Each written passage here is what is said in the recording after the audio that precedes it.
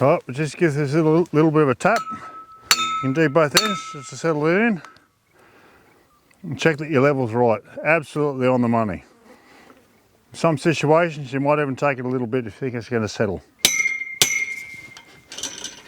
G'day Slim, how you going, mate? Yeah, good Tim, good. Fantastic to be out in the paddock with you, mate. I love watching a maestro at work, and I've learnt something today about giving the end assembly a couple of taps at either end, make sure it's bedded in and check your tension again. Yeah, just making sure things don't move and they exactly bedded in. Yeah. These things are becoming more and more popular. You used to do concrete, timber, steel, mix of all of the above.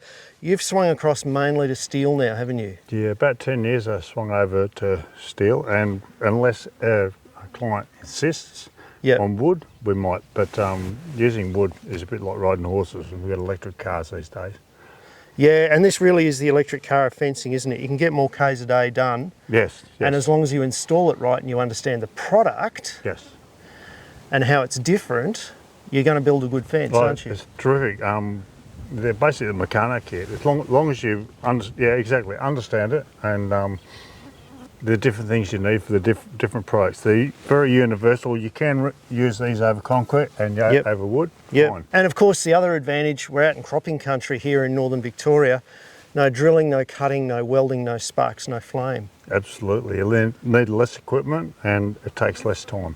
And you can't be blamed for any little oopsies. That's right. Now, some people are still concerned about the footplate size, particularly on the odd occasion where you might have some wet ground or some ground that wets and dries and wets and dries and wets and dries. Absolutely, Tim. Yeah, I've got a few clients, and only a few that are very careful about the size. I've got one client that is supplying large concrete footplates so that they don't sink, but let's face it, if he's paying $40 for a footplate, he's bringing back a whole pallet full. He's dragging them over. We're going to lift them into site. They're very hard to put into place, and that's where I spoke to the boys at Rotec about a much more ergonomical solution. And that's where this fancy bit of equipment comes in. Can you show us how it works? Yeah, for sure. Right, over to you, Maestro. Righto. So this is how this works, Tim. Just have to relieve a bit of pressure on this plate. The one we did up earlier. Yep. So these are just plate extensions that fit either side of the existing ground plate, mate? Very simple, and big credit to Rotec with an idea we had. Not to have to supply another whole plate, but just a bit extra. Because you wouldn't want to buy these every time you bought a ground plate. You'd only want to buy these for the ones that you're going to have trouble with, aren't you? Yeah, I'm just going to carry a couple in my ute when I come across a situation. Often you can quote a job and not recognise the problem on the ground. Yep. And then you get out there and go, oh no. Yeah, right. This could be a problem. And so if you're suspicious, it's a very low cost to just modify an existing ground plate. Absolutely, you know. The cost is nothing compared to having to wear a bit of bad publicity or bad advertising down the track, or a failure. So I noticed there's a hole in one of the tabs as well. Yep. There's actually a hole there. There's a hole in both the tabs, but someone's put it on upside down. So yeah, but we'll sort that, won't we? Yeah, that's right. We don't necessarily need a hole for a tech screw anyway, which is what it's designed for, isn't it? Well, that's what it's designed for, but what we can actually do is just get a tech screw straight through it. So you've just swung that one around so that the hole's to the top? Hole's to the top. And I don't know if that hole is actually that necessary. It's got a bit of sand in there at the moment. And just for the photo opportunity, we'll get rid of the sand. And that increases... That's doubled your surface area, mate. Absolutely, mate. And that's what we need. That's what we need. And then you just simply do it back up again? We tech screw it there. Yep. And do it back up again. I think most of the time you're probably going to recognise that you need it before you put one in and it fails. But if it fails, it can be fixed. So what I have done, if things need to be adjusted, either a winch on the front of the ute, a loader, or I've got a crane on my trailer, just take a bit of pressure on the post if the fence is already instated.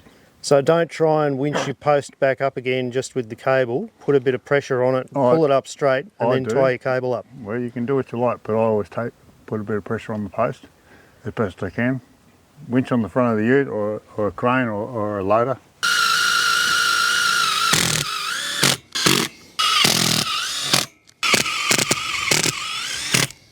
So Slim, as I say in the classics, mate, that's not going anywhere. No.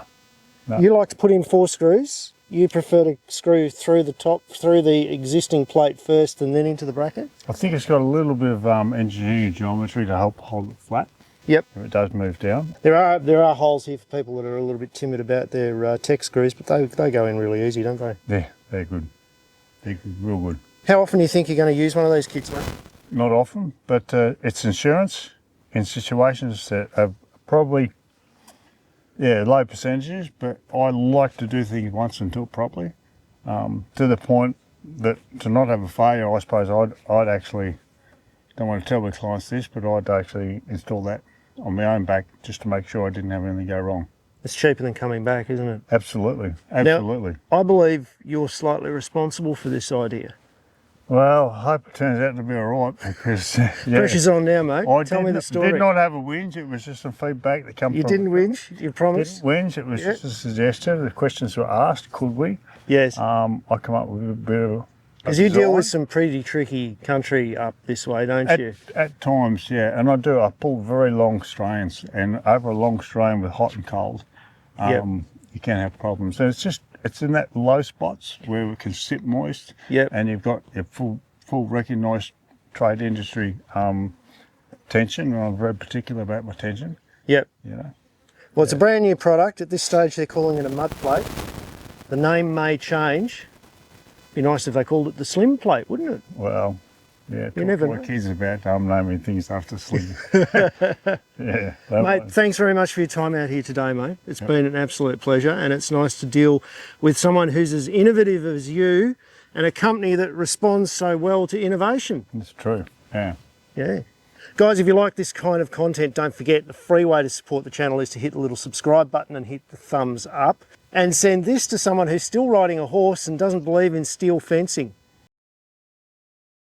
I'd just like to say that, I come into the industry about 13 years ago, and I could definitely see a lack of fittings and innovation. And I really said that it's one of the last industries to take on any technology or move forward. So I've loved watching Rotec get in here and build things, everything, it works, it's very reasonably priced, and they listen. I don't like to be a whinger, but we have recommendations and suggestions. At one stage, I will say that we had the nuts on the hinges and some of the fittings, they weren't fitting and they were stripping. And I had to put 2 nuts on there and do them up, and it was doing my head in. I let the rep know that we had a little bit of a problem here. 2 days later, a bag of nuts and bolts turned up, and I had a bag of jelly beans in it, which is the only thing I've really got free from Rotec, except for maybe this spanner. And well, they gave you the spanner. They gave me a spanner, and I think they gave me a beer stein too. So just to clarify, I've not been paid for this. What I am getting out of it is a bloody good product and backup. They listen and they seem to care. I haven't met any of them except the rep, but they seem to care. And that's why I stand by them. Good on you, Slim.